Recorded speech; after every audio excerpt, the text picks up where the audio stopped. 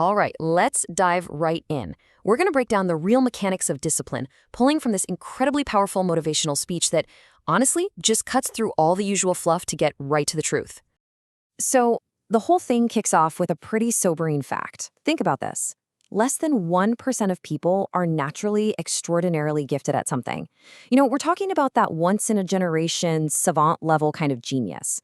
So where does that leave the rest of us? The other 99+% who weren't born with that kind of crazy innate talent. Well, it just means our path to doing something great, it's got to look a little different. And that really brings us to the heart of what this is all about. If natural-born genius isn't the answer for most of us, then what is? What's the secret sauce? And here's the answer.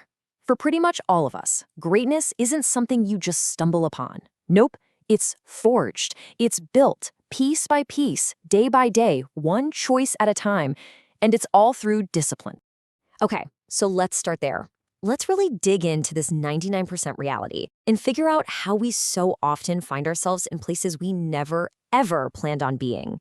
I mean, how many of us have had that moment? You kind of wake up one day, you look around at your job, your health, your whole life, and just think, wait, how did I get here? It feels like it just snuck up on you, right? Like it was an accident. But the answer is actually brutally simple. It's one word: choices. The life you have right this second, it's just the sum total of every single choice you've made. The big ones, sure, but also all those tiny little ones you thought didn't matter.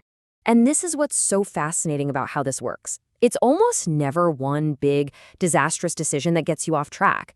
It's more like a death by 1,000 cuts.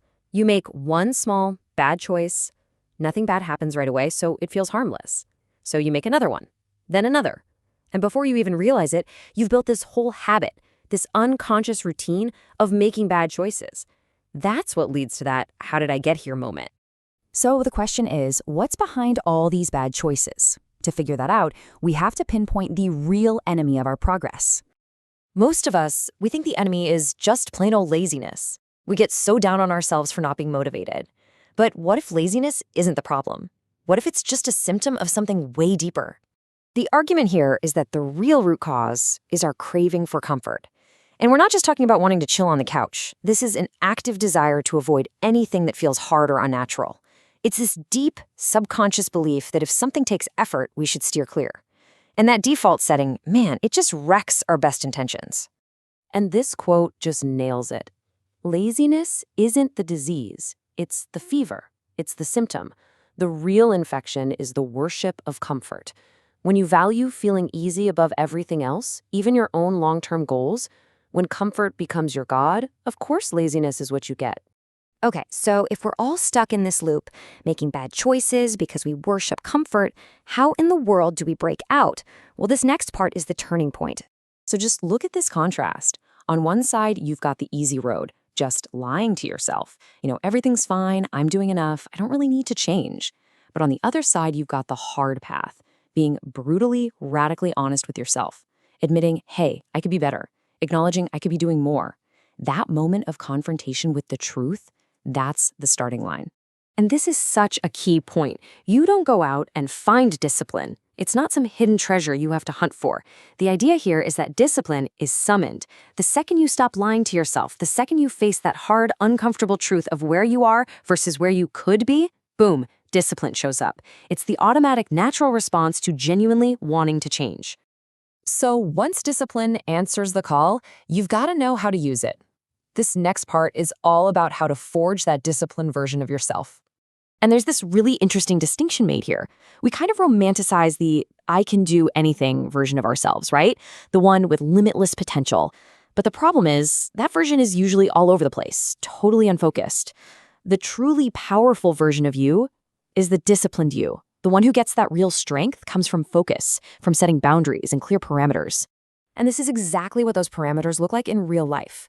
See, it's not about being restrictive. It's about having direction. It's about having the power to say no. No, I don't do that anymore. No, I don't go there with those people because it throws me off track. Think about it. Every single no you say to a distraction is actually a massive yes to your goal, to that prize you've got your eyes on. I mean, what a great analogy. Your mind is a weapon. But for a lot of us, that weapon is just lying on the ground, getting aimed by whatever comes along. Circumstances, ads, what other people think. The whole game is about taking back control. It's about picking that weapon up, aiming it on purpose, and pointing it squarely at the life you actually want. Okay, so let's bring this all home. The final piece of the puzzle is all about radical responsibility and the actual nuts and bolts of how change really happens. You know, it's so easy for us to blame stuff outside of our control. Our upbringing, our genetics, our current situation. And look, those things are real. They have an impact. But the argument here is that they aren't the real problem. The real problem is the pattern of how we respond to everything. And that pattern is something we actually have control over. And this just lays out the roadmap perfectly. It's a simple, clear formula. Think about it. Your life, your health, your career, that's the product. If you want to change the product, you have to change the pattern, your daily habits, how you work. But you can't change your pattern until you change your input. You know, this stuff you're feeding your brain, the people you listen to, what you give your attention to. It's really that simple, but it's also so profound.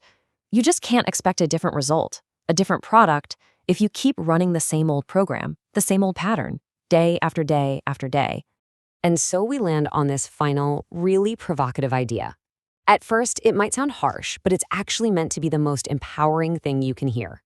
The second you stop blaming everything and everyone else, and you accept full ownership, that's the moment you take back all the power to change things. It's your fault. And because it's your fault, that means you, and only you, have the power to fix it.